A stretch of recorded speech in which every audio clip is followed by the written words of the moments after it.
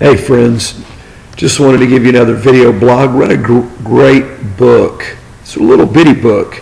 I mentioned it in the blog this week called Church Giving Matters. It's a new friend of mine, Ben Stroop. Hope I pronounced that right, Ben Stroop.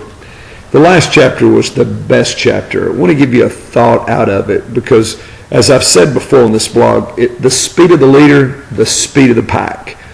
The church is looking to the leader. The company looks to the president. The small group looks to the leader of the small group. People look to the leader, and they're going to do what they see. No question about that. We live in a day when finances are difficult. Whether you're on the mission field, you're leading a 501c3 organization, you're in some type of compassion ministry, you count on the funding of people. People that love you, people that love the vision, that love the organization. One of the things that Ben said about it is that if we're going to create a generous culture, if the church is going to be generous in its giving to God, then the pastor's got to be generous. I've read surveys, talked to a lot of guys that don't tithe. Now I got to tell you, that's bum-fuzzling for me as a pastor, because the day I got saved, the next weekend I began to tithe. So tithing it's never been an issue for me. But what I know, that if the church that God has called me to lead, that if it's going to grow and it's going to be funded well, and I'm not talking about funded for a weekend or funded for a year, but it's going to keep growing. And really what we've seen in 15 years of this congregation, we've seen an average of 15% in giving every year for 15 years. Some it's been 30, 40%, but it probably averages 15 to 20%. And one of the things that we have to do as leaders is we've got to lead by example. And so if we're going to have a church that gives, it better have a pastor that gives. Right now, my wife and I, Michelle, give about 25% of our income back to the Lord through His church. I'm sort of a storehouse tithing kind of guy. And a lot of folks in the church are looking for other places to put their money, either because they don't see generosity, they don't trust the giving, they don't trust how the church is utilizing the resources, or they find a vision, frankly, that they're more committed to. So leaders, this is for us. If you want generous people, you better be generous. If you want people to be fired up about the vision, then you better be fired up about the vision.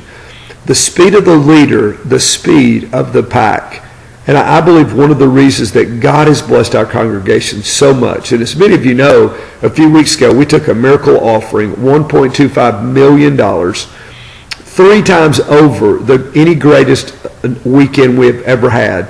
And really what I just found out this past week through a good friend of mine, Bill Counts, is many of the people that walked up, when they came for prayer, one of the elders told me there's a lady came up for prayer for healing. She took a ring, she took everything she had off, and she dropped in the offering box.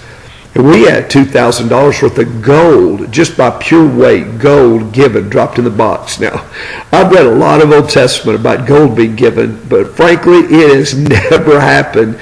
And I've been in ministry almost 30 years. I'm just so grateful to God for how He's moving. We live in the last couple of years of the worst economy most people have seen, the longest recession since World War II. And the only way that we're going to keep funding is for the leaders to be generous, to be faithful, and to be good stewards in how the money is spent.